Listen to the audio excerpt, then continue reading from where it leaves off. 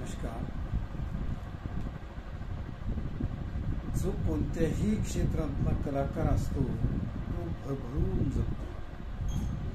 कलेचं क्षेत्र असं आहे की तो त्याच्यात रममाण झाला, आनंदी झाला, हर्षित झाला, तो प्रसन्न राहतो आणि तो वृद्ध कधीच होत नाही. म्हणून कलाकार हे नेहमी मनाने सशक्त आणि यव्वनात असतात आणि म्हणून म्हातारपण त्यांच्यापासून कोसळून दूर असतं.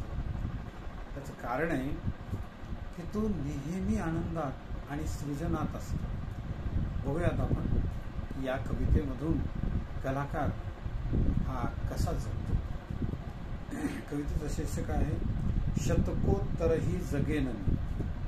शब्द ब्रह्म हे माझ्या हाती अकल्पितही बघेन मी. शब्द ब्रह्म हे माझ्या हाती अकल्पितही बघेन मी. वेदन विव्वळ जखमेसाठी मलम होऊनी जगेन मी. वेदन विव्वळ जखमेसाठी मलम होऊनी जगेन मी. आकाश घेईन पाठीवरती सागर लंघुण जाईन मी. आकाश घेईन पाठीवरती सागर लंघुण जाईन मी.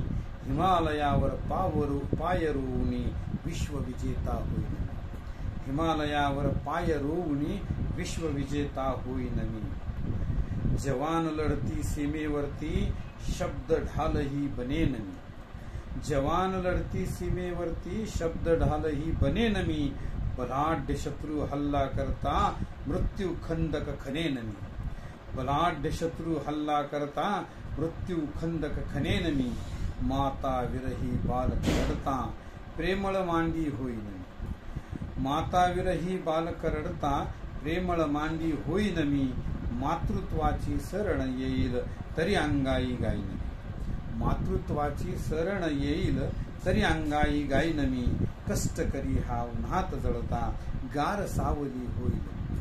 कष्ट करी हा उन्हात जळता गार सावली होईल मी. झुणका भाकर घास भरवणी झुळूक सुखाची देईन. झुणका भाकर घास भरवणी झुळूक सुखाची देईन मी. ज्ञानेशाच्या अमृत कलशी विनम्र ओवी टाकीन. ज्ञानेशाच्या अमृत कलशी विनम्र ओवी टाकीन मी. इंद्रायणीचे अभंग कोरडे अंतिम श्वासी राखीन मी. इंद्रायणीचे अभंग कोरडे अंतिम श्वासी राखीन मी. या विश्वातील दुःख जीवाचे हलके करून बघीन मी. या विश्वातील दुःख जीवाचे हलके करून बघेन मी. अमृत शब्दी सिंचन करुणी शतकोत्तरही जगेन मी.